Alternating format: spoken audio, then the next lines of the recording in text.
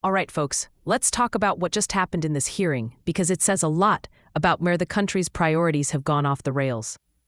Senator Hawley confronted a former Biden official, Mr. Jackson, who used to be the deputy director for gun violence prevention in the White House. Thanks to all the witnesses for being here. Ms. Cook, I want to say thank you especially to you. Thank you for being here. Thank you for telling your story. And I'm sorry for what you and your family have had to endure. And it's powerful to have you here today. Thank you very much. I want to talk about some of these policies that have gotten to where we are today. Mr. Jackson, if I could just start with you. You were deputy director in the Biden White House for gun violence and a special assistant to the president. Is that correct? Yes, sir.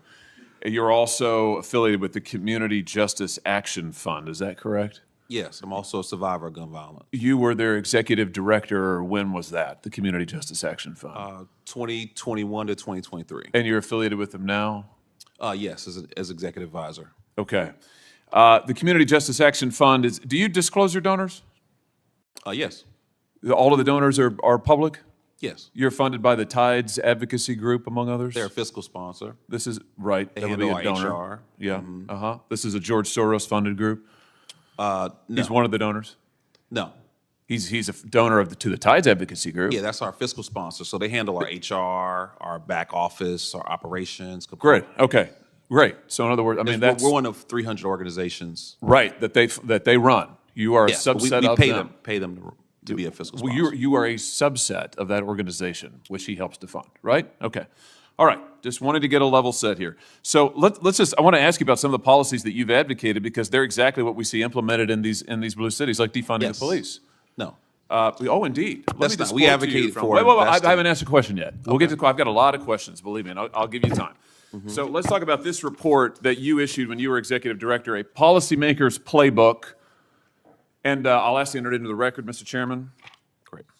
Without objection. Thank you. In this report, you advocate, and I quote now, defunding the police because the long-term goal is fundamentally to reimagine how the state serves its citizens in the project of public safety. You go on to say police departments traumatize residents through a destructive cycle of racist over-policing, and the answer is not to add any more money to police budgets. Talk to me about, I mean, why is it that denying policing to the most vulnerable communities is a solution? I know that's what the blue cities are doing, but why is that a good idea? Well, look, I in no way stand with defunding law enforcement. I mean, That's what your report says. Sheriff Mike Sheridan, who taught me how to drive when I was 16 years old. Wait. Your report, when you were executive director, said you wanted to defund the police. Do you renounce this report? Mr. Jackson, do you renounce the report that you authored as executive director? Here it is. You're the second senator to bring up an op-ed or This isn't an documents op-ed. This from is before your my report, tenure. a policymaker's playbook to reduce gun violence without policing communities. Okay. Community Justice Action Fund, copyright 2023, when you were executive director.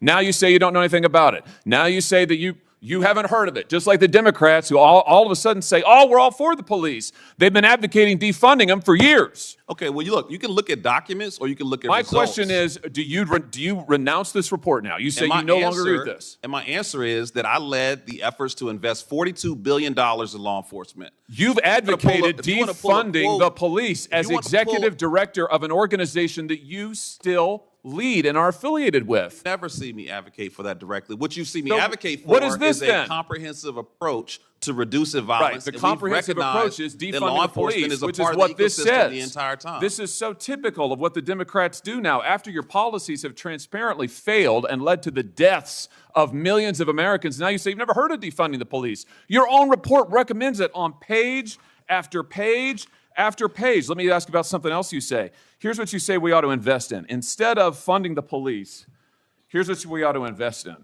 We need to invest in programs that acknowledge the need for safe space initiatives led by lesbian, gay, bisexual, two-spirit, trans, and gender nonconforming people. What's two-spirit? Well, look, I don't know exactly. You guys are pulling some interesting quotes. This here. is from your report. If you look at the report, the focus is on investing in violence intervention, outreach workers. What is you say? You say that you shouldn't invest in the police, but we ought to invest in two-spirit Community programs that acknowledge two-spirit Look, we are individuals. not going to discriminate What is that? We're not going to discriminate against any nonprofit that What wants is to a help us two-spirit? prevent violence in What our is community. two-spirit? You say don't fund the police, but do fund programs that create safe spaces for two-spirit people. What is? I just want to know. I don't know what that is. I have no idea what that is. Well, I honestly, I'm not completely aware of the language or the You wrote spirit the of how that was report? written. But what I'm telling you is that what we What is a advocate for. two-spirit individual? I mean, really, this is your policymaker's playbook. You are the witness called by the Democrats on this committee, so I assume you reflect their views. Well, you don't want to fund the police. You want to fund safe spaces for two-spirit individuals. What is a two-spirit person? I feel like I'm looking at a two-faced individual because you talk about Oh, reducing no, sir. violence. You're looking at somebody who's You're also reading you speaking your out own against words, and I'd like to hear an violence answer. programs. Here's the answer. The answer is you don't have any solutions. You want to invest in gobbledygook and take away money from police officers who actually keep our communities safe, and when you're called on the record, you deny it. It's all there in invested black in and law white, enforcement. and your We record is invested there in in black and community-based white, solutions. and it's a disgrace. We reduced homicides by 31%, and as someone who's been shot and nearly killed, I take offense that you would think that I the take last offense 13 that you years won't answer my were not questions, focused on that you reducing deny your violence. own words, and that you are leading this committee astray. And frankly, sir, your policies are absurd. They're absurd. And what we saw unfold was a masterclass in political doublespeak, hypocrisy, and the Democrats' never-ending war on law enforcement. Stay tuned. Because what came out in this exchange will make you question everything they've been selling about community safety. Before we dive in, make sure you hit that like button, subscribe, and turn on notifications. We dig into the truth here, without the media filter, without the spin. Now here's the gist. Senator Hawley called out Jackson for leading an organization, the Community Justice Action Fund, that pushed policies to reimagine policing. You know what that really means? Defunding the police. And the kicker? This group is backed by Tides Advocacy, which, surprise, surprise, is funded by none other than George Soros. Every time you follow the money, it leads to the same playbook: weaken law enforcement, empower activists, and let chaos run wild in American cities. When confronted, Jackson tried to backpedal. He said he never supported defunding the police, even though his own report, the Policymaker's Playbook, literally called for it. The report claimed that police departments traumatize residents and that we shouldn't add a single dollar more to police budgets. That's not a misquote. It's written in black and white. So when this guy sits there saying he never pushed to defund law enforcement, you can practically feel the room rolling its eyes.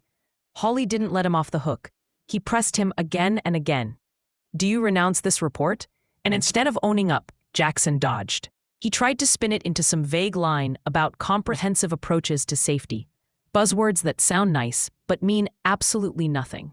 Because the truth is, these so-called comprehensive approaches are exactly why crime is surging in blue cities. They cut police budgets, hand money to activist nonprofits, and then wonder why ordinary Americans are afraid to walk down their streets. Then came the most bizarre moment. The senator read from a section of the report recommending safe space initiatives for LGBTQ and two-spirit communities instead of funding police. When Hawley asked what two-spirit even means, Jackson couldn't answer. He said, "I'm not completely aware of the language." Think about that. This man helped write a national policy proposal that uses terms he can't even define. That's what happens when policy becomes about ideology instead of results. And here's the thing. Hawley wasn't mocking anyone's identity. He was exposing the absurdity of bureaucrats who replace police patrols with safe spaces and healing circles. That's not public safety. That's performance activism. Meanwhile, American families are paying the price, literally, in neighborhoods where crime is skyrocketing and police response times are longer than ever. Jackson then tried to play the victim card, saying he's a survivor of gun violence and that he's helped reduce homicides by 31%. But that's the problem with modern progressives. They throw out statistics with no context. Crime goes down in one zip code, they declare victory and ignore the dozens of others where families are burying their sons. It's selective storytelling, not accountability. The larger picture here is simple. Democrats have been pushing anti-police rhetoric for years. They cheered for defund the police during 2020. They called law enforcement racist. They slashed budgets in cities like Minneapolis, Portland, and Chicago. And now, as those same cities drown in violence, they act shocked and say, "Oh, we never meant to defund the police." The American people aren't buying it anymore. What this hearing exposed is the intellectual rot behind the left's crime agenda. When you can't define two-spirit, but you can write 50 pages attacking the police, you're not serious about saving lives. You're serious about power. You're serious about politics. And while these people debate terminology and gender identities, police officers are out there trying to keep the peace with fewer resources and less support. So here's what it really comes down to. Either we stand with law enforcement, or we stand with the people trying to dismantle it. There's no middle ground. You can't say you support public safety and then fund programs that treat police officers as the enemy. And as long as the left keeps pushing this nonsense, you'll keep seeing hearings like this, where a senator has to remind a so-called expert what accountability looks like. Hit like, hit subscribe, and stay tuned. This channel will always call it like it is, because someone has to.